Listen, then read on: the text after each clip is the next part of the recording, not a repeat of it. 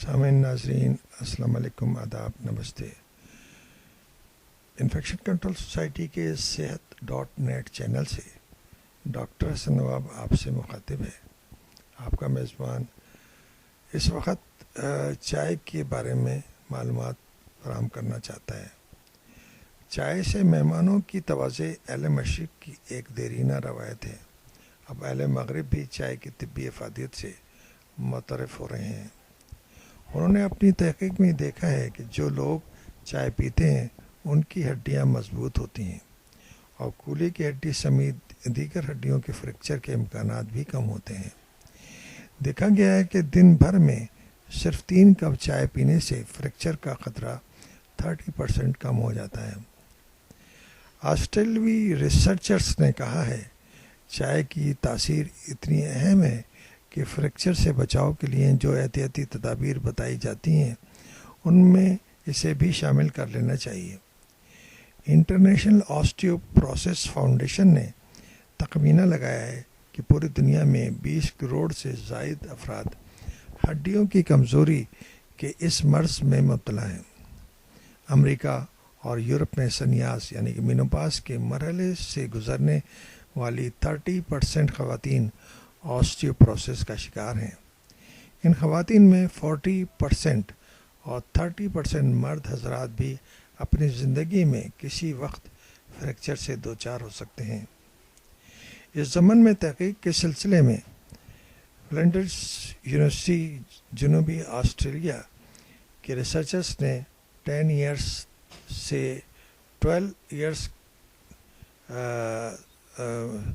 معمر خواتین کی صحت کی نگرانی کی۔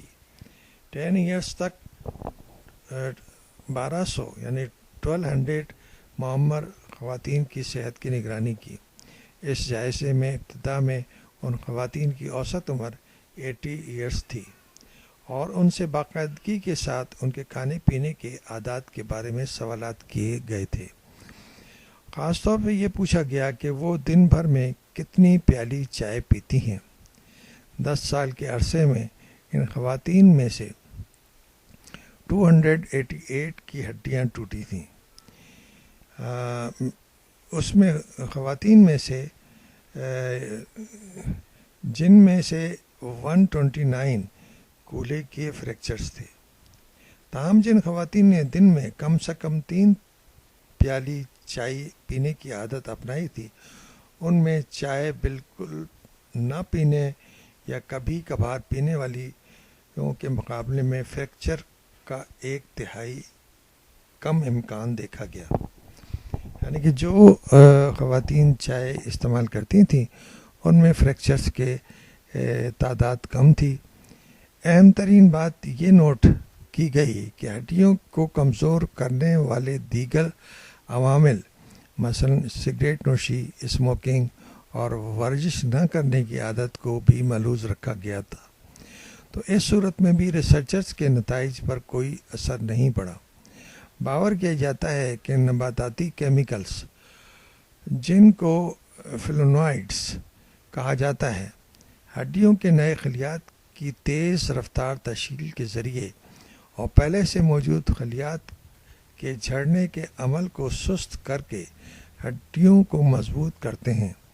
یہ کام بڑھاپے میں زیادہ اہمیت اختیار کر لیتا ہے جب ہڈیاں تیزی سے بوسیدہ ہونے لگتی ہیں اور ان کی جگہ سے نئے خلیات کی تخلیق آسان نہیں رہتی۔ پھلوں اور سبزیوں میں پائے جانے والے فلونوائڈز دل کی صحت کے لیے بھی مفید ہیں۔ یہ بات پہلے سے معلوم ہے کہ دل اگر صحت مند ہو تو ہڈیاں بھی مضبوط ہو سکتی ہیں۔ کافی میں بھی فلونوائڈ شامل ہوتے ہیں، لیکن American journal of clinical nutrition میں شائع ہونے والی رپورٹ میں بتایا گیا کہ اس ریسرچ کے ضمن میں جن خواتین کو شریک کیا گیا تھا ان میں کافی سے زیادہ چائے کا فائدہ دیکھنے میں آیا ہے۔